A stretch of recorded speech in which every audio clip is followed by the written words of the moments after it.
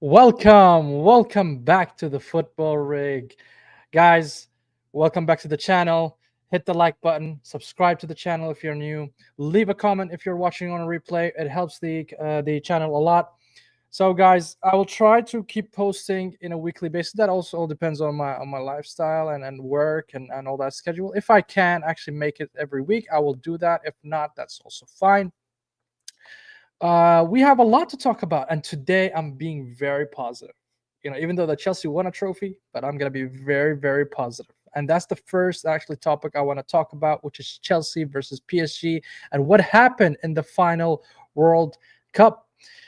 Yesterday, Chelsea won against PSG 3-0, and not any team against PSG, who is the most dominant team currently in form in Europe. We're talking about the best team in form in the whole world. Chelsea managed to find the blueprint. The Blues found the blueprint how to win against PSG, and kudos to them.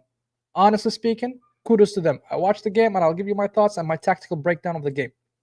First things first, Mariska actually managed to read the game very, very, smartly. He read Luis Enrique like a book.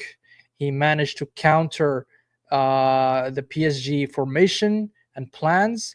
And we will start by saying playing Reece James on the midfield, on the pivot, instead of Enzo was a master class, and he's a genius for doing that.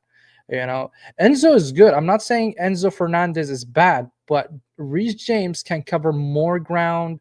In terms of physicality, he can track back the ball faster, and he's more stronger than Enzo Fernandez, and that's what gave the edge for Chelsea in the midfield, not to be ran over by the PSG midfield. And that's a really good shout from Mariska. I mean, putting Reece James in the pivot, that's a master choice, masterclass choice that he managed to do. Moreover, now PSG had a weakness, and it was exposed last season, but not a lot of managers and clubs managed to reiterate and redo that, what Aston Villa did. If you guys recall, Aston Villa in the quarterfinal of the Champions League in the second leg had PSG on the scuff of the neck. They won, I guess, 3-1 or something like that. I can't remember the score line, but Aston Villa showed us how to beat PSG. Emery managed to beat PSG with Aston Villa players. Now imagine if you have Chelsea players, which is an upgrade from Aston Villa, with all due respect to Aston Villa, of course. Chelsea managed to do that. If you look at the first two goals, it started by a long ball. It started by a long ball from the back to the front, and that's how they overcome PSG midfield. And they're weak when it comes to long balls for some reason.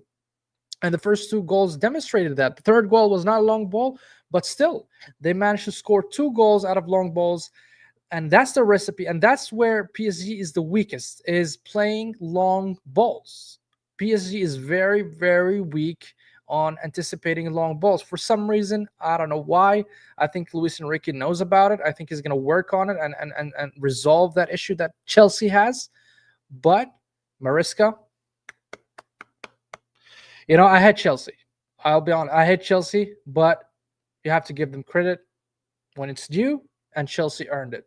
Chelsea earned that game and managed to win against PSG fanatically, easily, comfortably. And it's something to be, it's a case study to be studied by other clubs, how to beat PSG. Look at the Blues. Look at the blueprint of the Blues. That's how you beat PSG. And yeah, congratulations to Chelsea fans. I absolutely salute them. They're the one club that they win trophies no matter what the odds are. Even if they are underdogs, they still win. And I think that is infused in their DNA and mentality. Kudos to them, Chelsea fans. And yeah, man, I'm upset as an Arsenal fan, but I enjoyed the game. I enjoyed watching somebody who can actually tactically read the game and how to counter it. And that's saying something.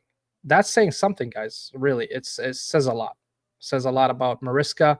And aside of winning the trophy, Um, Now, I think Chelsea won every single trophy that is possible in the world of football, but also what is important for Chelsea fans and Chelsea club is moving on to the next season. They got top four last season. I think they overachieved, but now after this win, I think they're able to go and challenge for the Premier League next season. They recruited good players like Pedro, Delap, and all of those players, and they're still going to sign more players to come into Chelsea, and they still retain the best players. And just sold Madueke to us, so they. I don't want to go into that. I don't want to go into Madueke, but yeah, Chelsea is moving great when it comes to trajectory. When it comes to the club ambition, I think they are on track. They expedited the process. Instead of doing it in 5 years, they did it in 2 or 3 years with 2 billion spent. So that's how they kind of catched up to the other clubs and other teams. So they did what they had to do, and kudos to them. So moving on from Chelsea, okay, to Arsenal. Arsenal now signed a couple of players. We were upset. The whole fan base was upset about Madueke, and rightfully so, because nobody rates the player, and we spent around 50 mils plus the add-ons. That's a lot of money to put in, and then that's a lot of funds allocated from your transfer budget. So with that in mind, Berta managed to secure another deal, and we got the here we go from Fabrizio Romano, which is Mosquera. Christian Mosquera is a Valencia defender. He's a young prospect. I don't know the player a lot. We talked about him, me and Fad, that day. You can go back and watch the video. We think that the numbers and the facts are that Mosquera played over 30 games as in the starting 11 of Valencia, and being as in the starting 11 in Valencia actually means something, right? Because you're playing the top team, one of the top teams in La Liga. Okay, I think that kind of means something, that you are at that level, that you can play at 20 years old, which is very, very young for a defender. So signing up a prospect or a potential for 20 million euros is an absolute bargain. It's good business, and it could flop. The signing could flop, but it doesn't matter because the risk is quite low for Mosquera, because if he flops, I mean, you paid only 20 mil. If you're gonna resell, what are you gonna sell for 10 mil, or you're gonna send him to any other club as a loan or something? So the risk is very low when it comes to financials, but when it comes to prospect and potential, I think Arsenal did a good business with Mosquera, and I hope he becomes one of the good players. A lot of people are saying he could be a potential replacement for for William Saliba if he leaves Arsenal, and I hope that day never comes. I don't want to see William Saliba goes to Madrid. I don't want to say your name wrong. Is it Adieri Kangomba? Hi Sammy, how are you? Ugo Ikitike for $86 million deal move for Newcastle now. Yeah, I heard about these news. Which is weird because they're having Isak, right? And now you're signing another striker. A lot of people would say, okay, they're anticipating the leave of Isak, okay, but I think Newcastle are not, they're not looking for funds, especially that they are owned by the PIF, one of the most, if not the most richest owners in the Premier League. So I don't think they're going to sell Isak, and I don't think they need the fund. I think Newcastle are going crazy. They already signed Ilanga for 55 million from Nottingham Forest, so that's a very good signing for them. And now, if they support that signing with Hugo Ekitike, I think Newcastle is a very, very serious club with a very serious project. I mean, they're not there to excuse my language, to fuck around. They're there to compete. They're there to win. Last season they won the the Carabao Cup or the League Cup, and I think they will capitalize from there. I don't think Newcastle is a type of club now that whoever is good at their club, another big club will come and sign their players. It's not gonna happen. I think Newcastle owners and Newcastle board and coach and the culture they're trying to put in the club is a winning mentality. In a similar manner, how City build up their reputation in the scene in the Premier League, Newcastle are trying to do the same. So if you start selling your best players, I don't think that sends a good message to the world that you're there to challenge, right? You're just opening as a business. But overall, I think it's a very good signing for Newcastle. Imagine they have Isak and Ekitike. Interchangeably, they can play simultaneously in the formation, and they can play one or the other. If Isak, was injured or he needs to rest him a bit, I think it's a good signing. I think it's a good signing for Ekitike for Newcastle. Really, really good signing. Now, speaking of strikers, thank you, Kagomba, for the comment. But speaking of strikers, Arsenal are very, very close to Victor Gyökeres. Finally. Now, this is the good news. This is why I am positively today here in a very positive manner saying that, wow, wow, wow, wow. I wanted the player from the beginning of the summer transfer window, and thank God we didn't go for Sesko, and we are signing Gyökeres. I'm very, very happy about that. I'm very thrilled to see the player. And moreover, the business that was done and conducted by Berta and the board was immaculate. I mean, getting a prolific striker nowadays in 2025 for 54 million pound or euros, whatever that is, plus 10 million add-ons. I mean, wow, that's a very good signing. I think the signing is 63 million and a half euros plus 10 million in add-ons. That's a bargain. That's a really, really good bargain. You cannot get a striker with the same numbers that Gyökeres was putting out and his output for less than that. Impossible. Impossible. You can get tell me a single striker in world of football, okay, that is worth as a value, as a dollar value in terms of fees, less than 80 million euros. Impossible. Impossible. So Arsenal did a really good business there by saving a little bit of money that can be allocated to another a player that they can sign. So now that we signed Gyökeres, I think that puts a lot of pressure on Arteta. Arteta now needs to deliver. He has the tools now. He has the striker. Okay. He signed Madueke. It's his signing. Okay. And we need to sign one more player. And I don't think a lot of people are saying Arsenal might sign Eberechi Eze and what's his name? Eberechi Eze and Rodrigo. I think that's a far fetch. I don't think Arsenal are able to do both players. Yazid, my brother, I used to like you, man. Yeah, man, London is blue. The whole world is blue, man. Not only London. They won the World Cup, man. Not just Premier League, and not just the Champions League. They actually won the World Cup against the top team in the world. I just talked about it at the beginning of the video. Mariska was really incredible as a coach. They had a lot of good players. Also, Palmer. By the way, I'll go back to Chelsea for you, Yazid. I think Palmer can easily overtake Odegaard, if not already, as a number 10.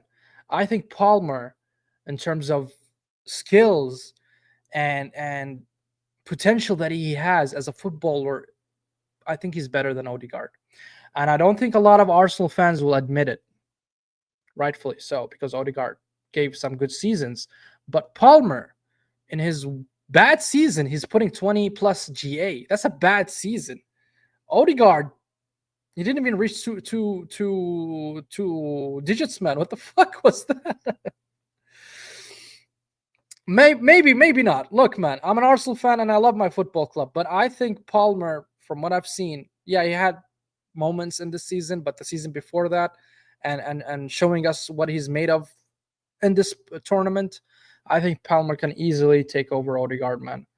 As much as I hate Chelsea, but I cannot disregard what Palmer did in a final. I cannot disregard his talent. I cannot disregard the potential he has. Yeah, he reached barely. He barely reached. He barely reached to two digits, and that's not what we want from an attacking midfield, right? Odegaard 2 seasons ago, or what is not Odegaard the last season. Last season, man, he was awful. He was awful, man. You cannot convince me, Cams, that Odegaard was good last season. He was not. I'm sorry, and especially he's our captain. Oh, hi, Souls. Hi, Souls, man. No, man. Listen, man. Odegaard last season just was not it.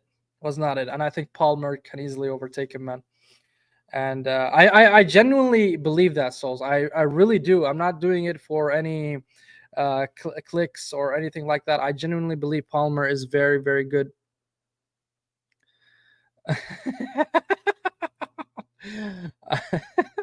I'll relay the message. I'll relay the message. Both messages. I'll relay both messages.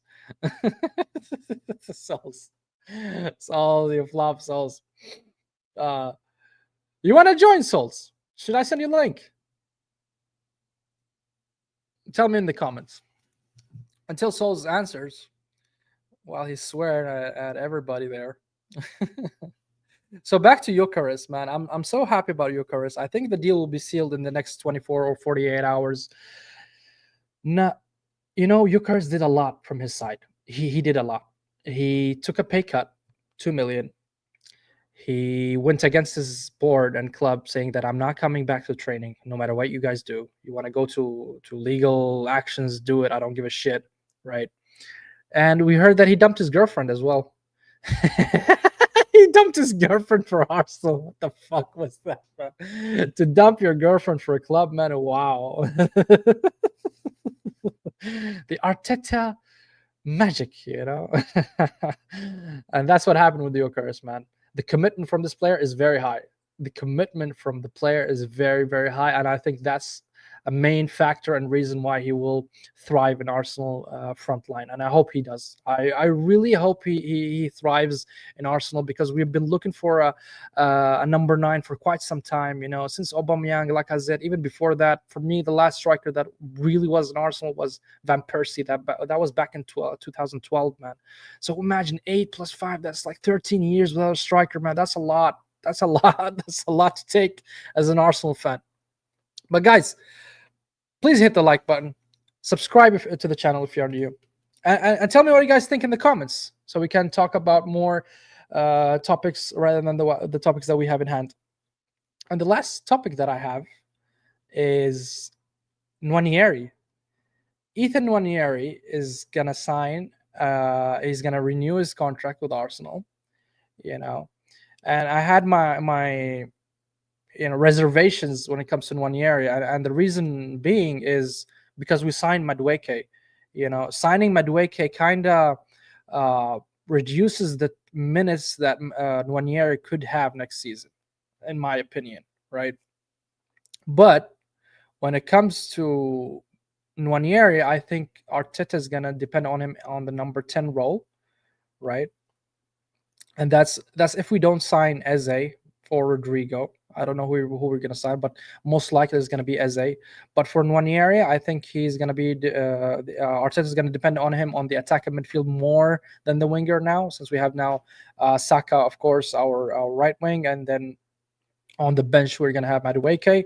And I think the third option will be, it will be Nwaneri, based on the fees that he paid for Madueke.